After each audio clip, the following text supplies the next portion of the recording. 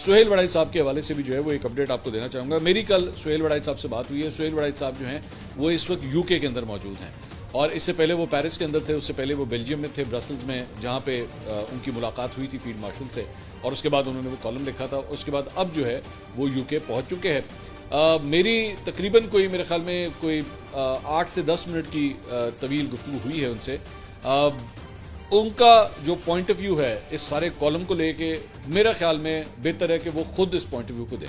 Even तो उन्होंने मुझे ये सारी चीज़ें मेरे साथ शेयर की हैं, लेकिन साथ ही साथ ये सारी चीज़ें क्योंकि उन्होंने मुझे कहा कि ऑफ द रिकॉर्ड हैं तो इसलिए ये चीज़ बात ना शेयर किए। वो जो उनका पॉइंट ऑफ व्यू है इस कॉलम के हवाले से क्या क्या कुछ उन्होंने कहा है, वो जाहिर बात है सीनियर हैं हमारे और मैं हमेशा इस चीज़ का ध्यान रखता हूँ।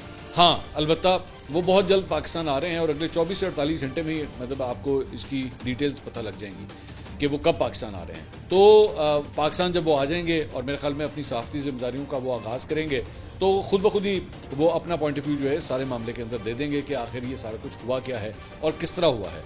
अभी तक हो ये रहा है कि सारे मामले के अंदर वन साइडेड जो पॉइंट ऑफ व्यू तो है वो तो चल रहा है। DGI ने इसकी तरदीद की, उसके बाद मुख्तलिफ मैं देख रहा था बड़े बड़े हमारे सीनियर सहाफ़ी जो हैं उन्होंने बड़ा पुराना अपना बुक्स भी जो है वो सुहेल वड़ाई साहब के साथ निकाला। मतलब ऐसे ऐसे लोगों ने ज़बान खोलना शुरू कर दी जिन्होंने सुहेल वड़ाई साहब के साथ कई कई साल काम किया है, वो भी अपनी नफरत और अपनी जेलसी जो है ना उसको छुपा नहीं सके। मुझे बड़ा अफसोस होता है कि जाहिर बात है जिस तरह अक्सर औक़ात आप बॉलीवुड और हॉलीवुड की हीरो हीरोइंस के अंदर देखते हैं ना कि उनका जेलसी का एक आंसर होता है और वो साथी अदाकार और अदाकाराओं के खिलाफ जो है वो इंटरव्यूज दे रहे होते हैं, बातें कर रहे होते हैं। तो यहाँ पे भी जो है वो उन्होंने मौका देखा, उन्होंने कहा अच्छा है चलो जी ए 2 साढ़े हल भी ले लो, असी भी नहीं छड़ना, और सारे के सारे जो है वो सुहेल वड़ाई साहब के ऊपर बोलना शुरू हो गए। जबकि सहाफ़ती जो डिमांड है वो तो ये है कि आप दोनों साइड्स का पहले पॉइंट ऑफ व्यू सुन लें और उसके बाद अपना नुक्ता नज़र उसके ऊपर बेशक पेश करें, और उसके बाद अगर आप समझते भी हैं कि दोनों में से ये साइड ठीक और वो साइड गलत है तो फिर बेशक दे दें अपना पॉइंट ऑफ व्यू।